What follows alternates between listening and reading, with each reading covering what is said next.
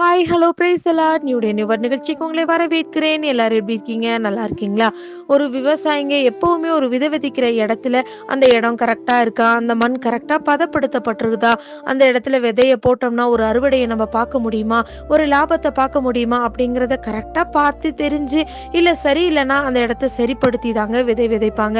ஏன்னா அப்பதாங்க அதுக்குரிய லாபத்தை நம்ம பார்க்க முடியும். நம்ம எதிர்பார்த்த மாதிரி அறுவடையை நம்ம செய்ய முடியுங்க. ஏன்னா வேதத்துல கூட அப்படி தாங்க வசனம் போடப்பட்டிருக்கு.